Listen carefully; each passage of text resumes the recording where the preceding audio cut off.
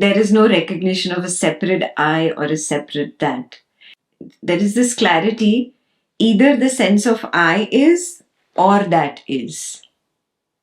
Yes. Both cannot exist together. It's impossible for both of them to exist together. There is no duality.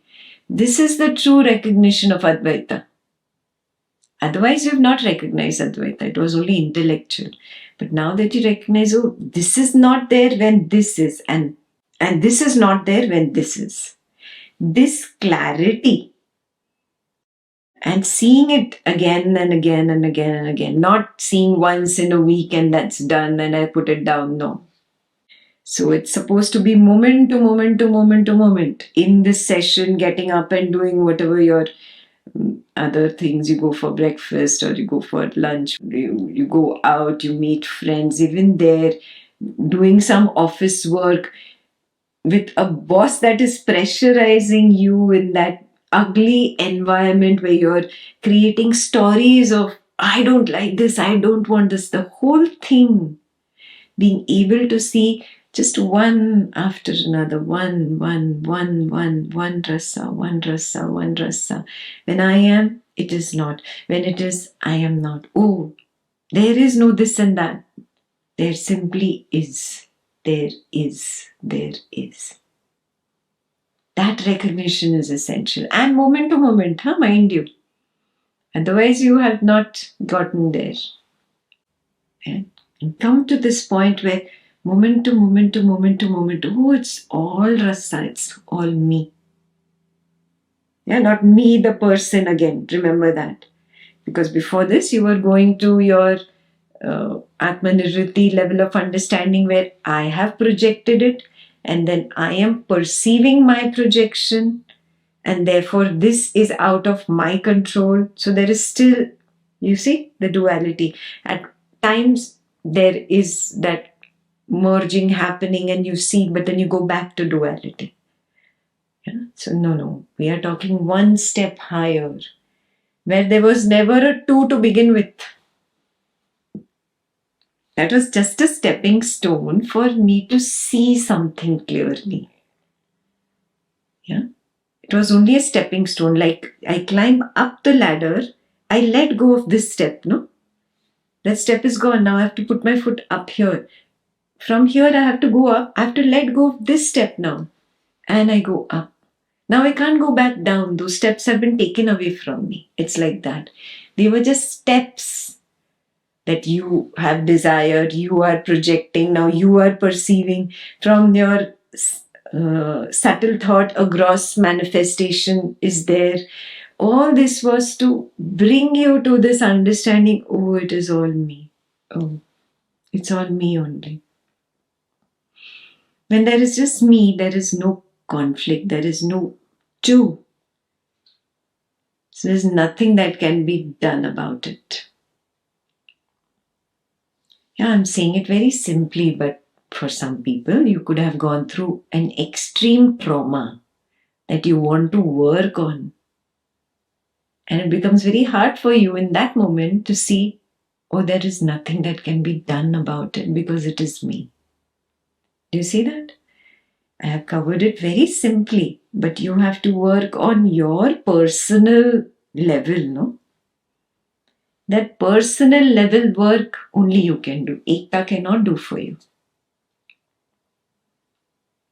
If that personal level work is done enough properly and there is that acceptance of however traumatic this was, but this is me and there can be nothing that can be done about it. And there is that peace with it when you stop being at war with that trauma. Then you have come to that point where you recognize the rasa. Is that very clear? Yeah, that is personal level work. Ekta cannot help you there. Ekta can only show you signposts, tell you to move in this direction. Yeah, who has to move? You have to move. Okay.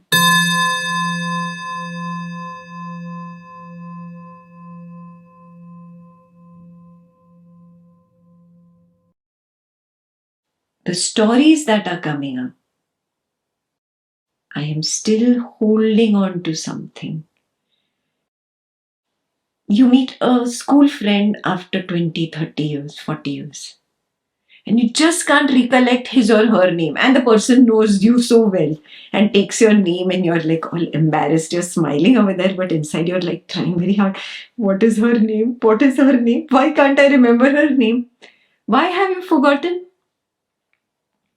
Because you didn't hold on to that memory. Not that you hated the person. Actually, because you didn't hate the person or didn't love the person, that is why there is no holding on to the memory. Do you see this? Yeah, and you just can't remember, and you're so embarrassed. You finish talking for like 10 minutes and you go away and you're still wondering what was her name. This is because of no tadatma, an experience that everybody relates with, correct? Yeah, so this means at a personal level, there are some stories that I do not hold on to and they just do not come up. How much ever I try to jog that memory, it does not come up, which means I did not have tadatma with it. Yes, and so that I can see very clearly as one rasa, as simply a rasa, as simply a rasa. Yeah, I will not have any pitfalls there, but there I have to work on those stories that keep coming up for me. Those are my pitfalls. Is this clear? I give you the example of that friend whose name you've forgotten as an example to take you towards this, that, oh, if a story is coming up, it means I have some personal work pending. That is the work that you have to start now. Oh, this story keeps coming up. Again and again keeps coming up, keeps coming up. Whatever that story is, which you're not able to rip off easily, that is preventing you from being with the reality of the rasa. No story should be able to take me away from seeing the rasa. Not one moment. Not one moment.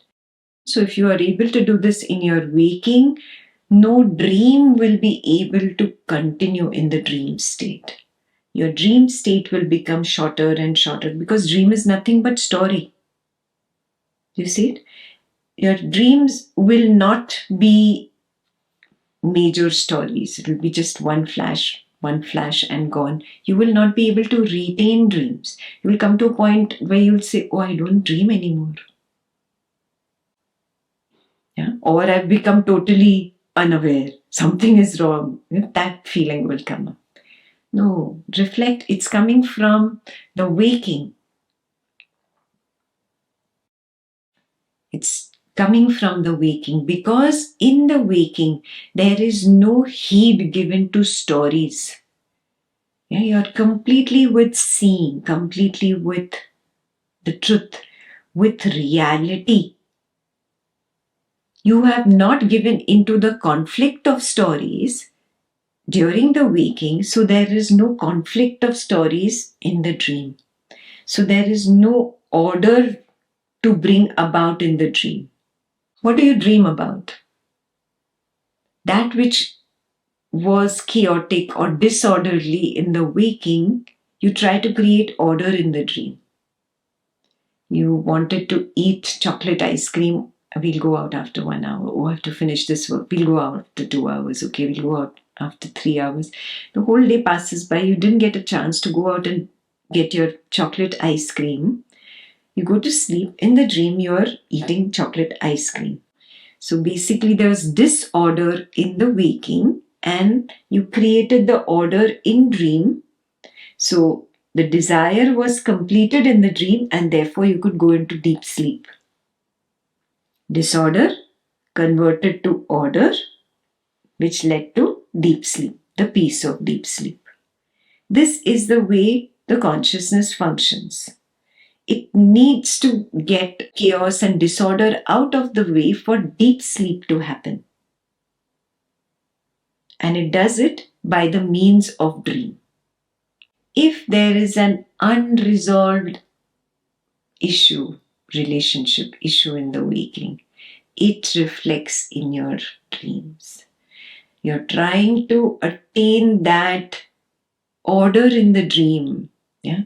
In the waking, the argument did not get resolved, or whatever chaos was there between you and the other person did not get resolved. In dream, you're trying to make up, you're trying to patch up, you're trying to bring order to the disorder that was there. Then only are you able to sleep. If there is no order coming in, do you notice you don't get deep sleep? You're just tossing, turning, tossing, turning, tossing, turning. You're not able to rest. So, this is the normal way consciousness functions, whether it is a saint or whether it is a terrorist. So, you can never say that a terrorist does not have a conscience that does not prick him. No, he does. In dream, he's trying to resolve the negativity that he brought about in the waking. Otherwise, he's not able to sleep, not able to go into deep sleep. So, disorder is converted to order in the dream. Then only there is deep sleep. Now, when you really start working on recognizing everything is just rasa, rasa, rasa, rasa. Everything is that Atma. And you keep ripping stories away from the waking. Rip away names, shapes, forms. Namarupa is gone, labeling is gone, stories are gone, memory is gone. You keep ripping it away and you're just with what is, just with what is, just with what is. There is nothing, no dream. Woof, you're in deep sleep. Because there is this lasting peace, this nirvritti, this relief that comes from unburdening the stories. Yeah, there is no more burden to convert the chaos to order, the disorder to order. Do you see this? You sleep better. You sleep like a baby. You're just gone. Boof. Yeah? And then you're up. Oh, okay. There is no more like, dislike, want, don't want, concepts of right, wrong, concepts of this is the way it should be and this should not be this way. No more self stories, chit chats anymore. Everything is just the rasa, the rasa, the rasa. Yeah? That is the meaning of lasting peace. Understand the lasting peace. Very important. No more burden of changing the chaos to peace or the disorder to order. No burden. It is all me. Nothing can be done about it. It is all me. For each one of you, I want you to identify the personal work area, and you will know it from the repetitive stories that come up for you. You know that very well. Clearly, sit down, take today's day, and write down. These are the repetitive stories. Yeah? For someone, it is the mother-in-law. For someone, it is the father-in-law. For someone, it is the mother. For someone, it is the father. For someone, it is the son. For someone, it is the daughter. Yeah, for someone, it is the boss. For someone, it is work. For someone, it is the feverishness of money. For someone, it is the fear of retirement, old age, disease, losing a beloved. Whatever. Name, fame, you're craving for position, you're craving to start a company, become the CEO, whatever. Or even the simple craving of having a happy relationship with the other family member. Just that craving. Nothing can be done about it. Can I make peace with this? It is me. It is me. You see that? Ripping off the story in your personal work area. That is what is your homework.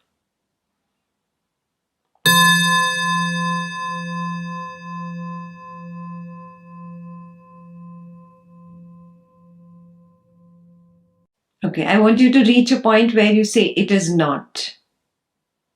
Right now you're saying it is. Work on reaching the point where it is not. It is not. I'll end with the Buddha story. Buddha was sitting open-eyed in the jungle, sitting under a tree, open-eyed. And suddenly somebody comes and he says, "Oh Buddha, I have a question. Did you see a naked woman run by?" So he said, "No, I didn't see any naked woman run by. But something. Yeah, something." So you see it? The mind did not even label it as a naked woman. Two labels. But something. Not even the recognition of it. No interest in it. No attraction to it. No aversion to it. No registering as a story. It is not.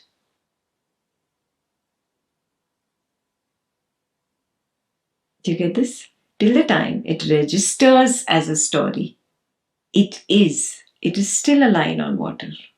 It still is.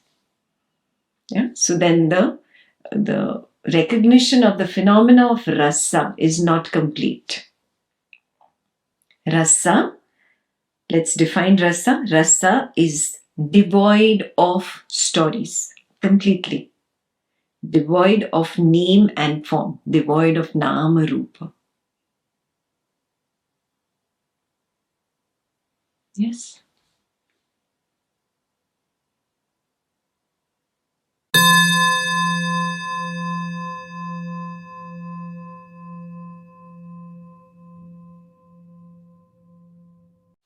Clear?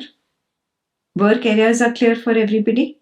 Yeah. So today's day devote to making that list of repetitive stories that come up. See that you interact with each family member today and give yourself the opportunity of recognizing the story that comes up. Go back to your room, sit down and write the story. With this family member, this is the repetitive story. With this family member, this is the repetitive story. Family member does not living with you, pick up the phone and call them. Just talk to them 10 minutes. You'll notice the repetitive story that comes up. Yeah. It's not always just a story, it's a repetitive feeling, dislike, like, judgment, criticism, something. Whatever that feeling, that thought, that process is, put it down. Yeah. You identify your personal work areas. They should not even be a line on water, should not even be seen. Does that mean that Buddha became unaware?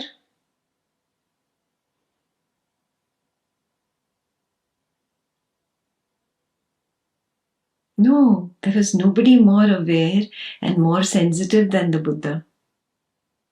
Nobody.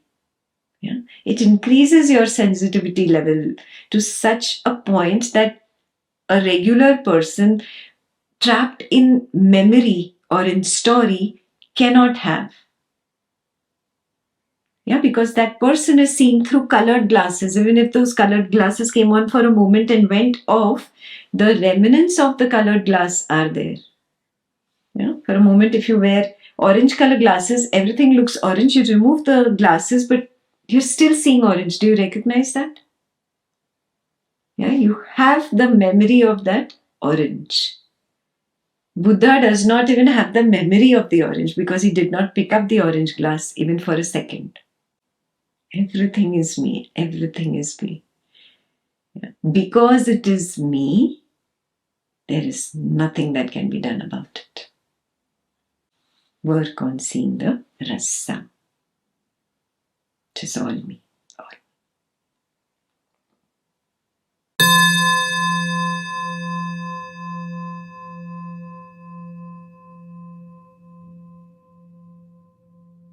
It's the same. This is open-eyed nirvikalpa samadhi. Then you don't really need all these closed-eyed meditations anymore. Then walking, talking, being in the world, you are not there. You're in nirvikalpa samadhi. The I has to disappear. The world has to disappear. When the I and the world disappear, that is open-eyed Nirvikalpa Samadhi. Simple. When all stories disappear, then there is no question of a meditator who sits down to meditate and closes his eyes and achieves a samadhi. No, all these are all stories again. Yeah. Meditation is story, meditator is story, the chant is story, the mantra is story, the guru giving the chant is story, the scripture in which all this is written is story. Everything becomes story. Discarding everything. Simply seeing reality as it is. Not concentrating, not choiceless witnessing, choiceless knowing. Simply attending to the totality without a central attender. Yeah? Simply see. Simply see. Okay?